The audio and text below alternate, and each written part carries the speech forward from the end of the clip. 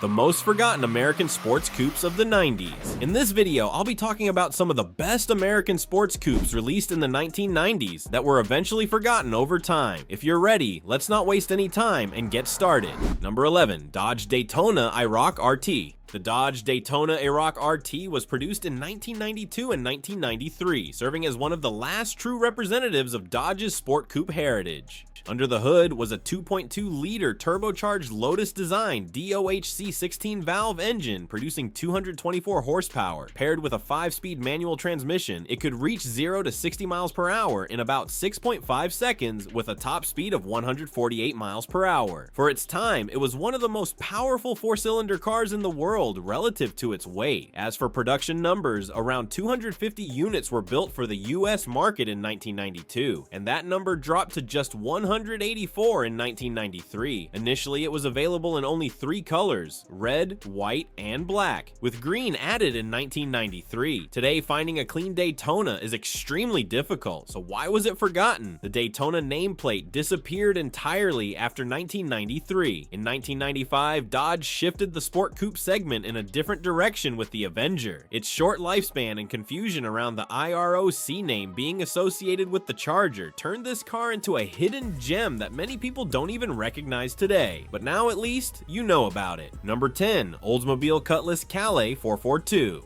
The 442 badge usually reminds Oldsmobile fans of powerful V8 engines, but the 1990 to 91 version was something completely different. 4 cylinders, 4 valves per cylinder, and dual overhead cams. That didn't make it less special. In fact, it surprised a lot of people. The SCCA, Sports Car Club of America, banned it from stock class competition in 1990. Why? Because the W41 version's 190 horsepower quad 4 engine combined with a special Getrag 5-speed transmission and a 3.94 final drive ratio could run the quarter mile in 14.6 seconds. In many tests, it outperformed most Mustangs of its era. It reached 0 to 60 miles per hour in 7.3 seconds and had a top speed of 139 miles per hour. The problem, only 204 units were produced, all red, all with gray interiors, and all manual. Meanwhile, Oldsmobile's brand identity was confused at the time. Under the same roof, you had aging models like the Cutlass Sierra alongside this highly engineered performance coupe. With a mixed message, the car faded into obscurity. Today, finding one is extremely difficult. And before we move on to the next car, don't forget to subscribe and turn on notifications so you don't miss future videos. Let's continue.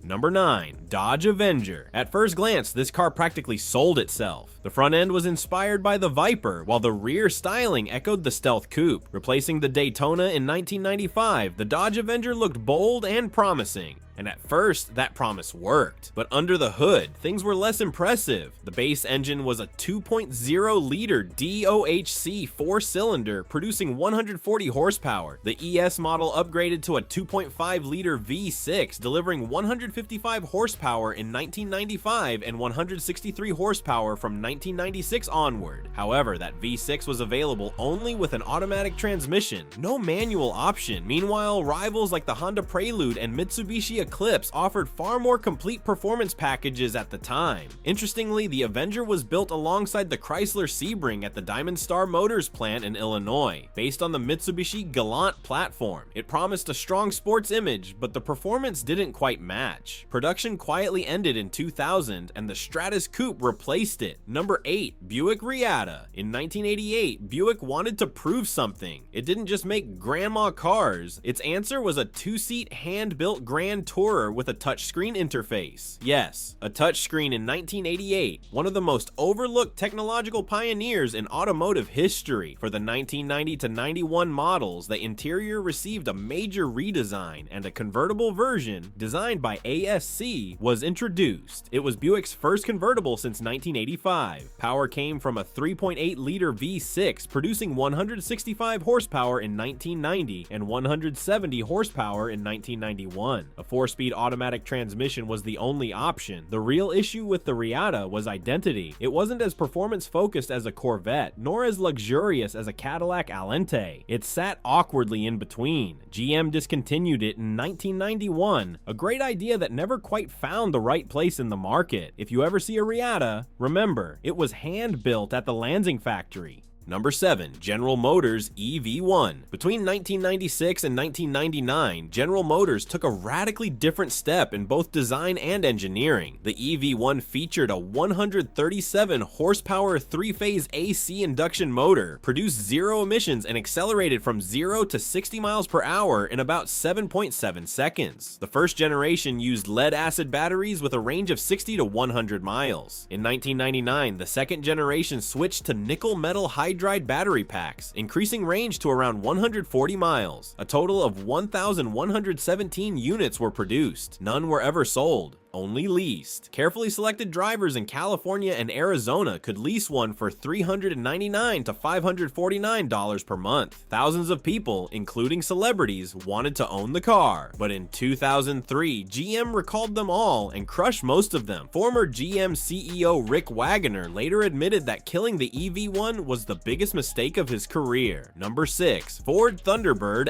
SC. In 1989, the Ford Thunderbird was named Motor Trend's Car of the Year. Most people would guess a Corvette or Mustang, but the winner was the Ford Thunderbird Super Coupe, and saying it didn't receive the attention it deserved would be an understatement. Under the hood was a supercharged 3.8-liter V6 with an Eaton M90 blower, 210 horsepower, and 315 pound-feet of torque in 1990 to 93 models, and 230 horsepower with 330 pound-feet in 1994 to 95 versions. Buyers could choose between a Mazda-sourced 5-speed manual transmission or a 4-speed automatic. Top speed was around 140 miles per hour, and 0 to 60 miles per hour came in about 7.5 seconds, an impressive feat for a 2-ton coupe. The problem? The Thunderbird name reminded many people of a grandma's car. It was rear-wheel drive, not Japanese, not turbocharged, and it didn't fit the import tuner image of the time. Around 58,000 SC models were produced, but finding a clean one today is quite difficult and most people have forgotten about it.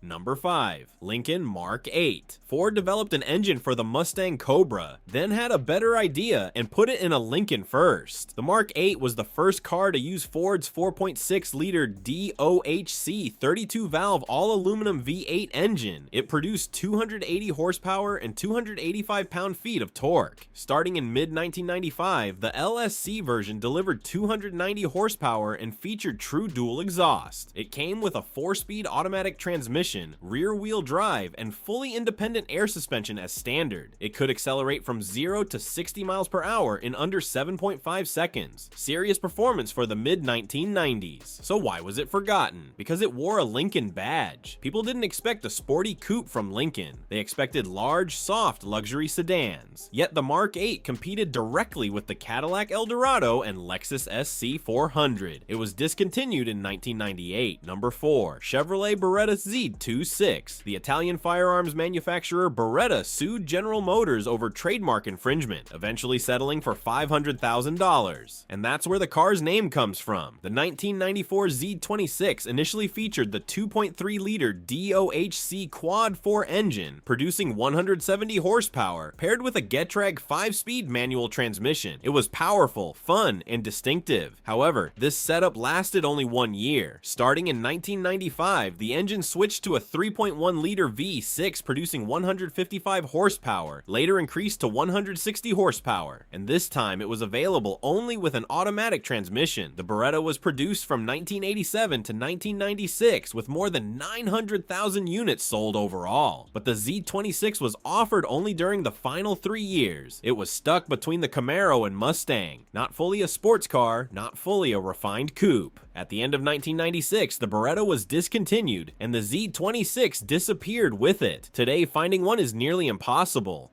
Number 3. Ford Escort ZX2S/R. In 1999, Ford Racing teamed up with Ford's small vehicle development division. The result was the most fully equipped sport compact Ford had released up to that point, the Ford Escort ZX2S/R. The engine was based on the standard ZX2's 2.0-liter Z-Tech 4-cylinder, but that's where the similarities ended. It featured a Roush intake system, a recalibrated ECU, and a Borla exhaust pipe and muffler. The result was a 10% power increase, bringing output to 143 horsepower. It also came with rear disc brakes, a center force performance clutch, and a 5-speed manual transmission. It could accelerate from 0 to 60 miles per hour in 7.6 seconds, more than respectable for its class. All 1999 models were yellow, every single one. In 2000, another 2,000 units were produced, this time available in black, red, and yellow. Total production reached just 2,110 units. It was the first compact car so directly connected to Ford racing. But then the Focus arrived, followed by the SVT Focus and later the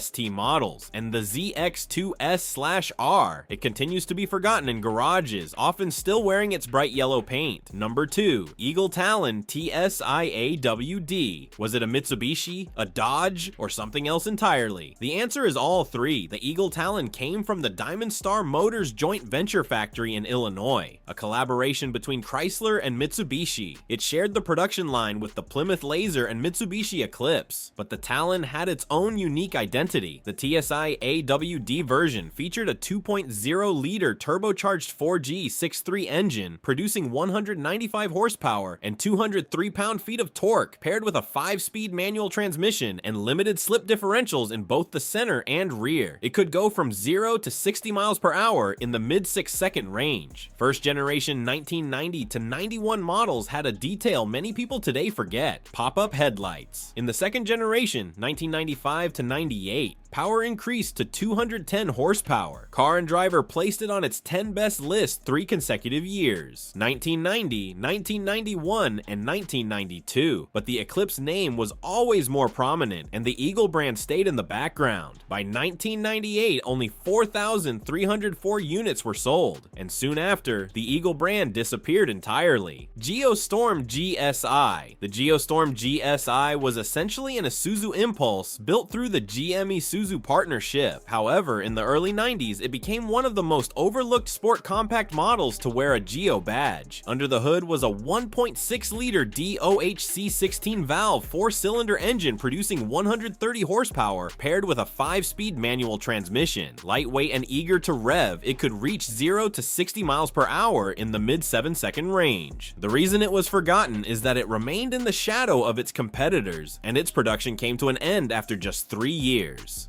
If you ever see an SVX, remember Giugiaro's signature on its design. Did we miss another forgotten car in this video? Let me know in the comments.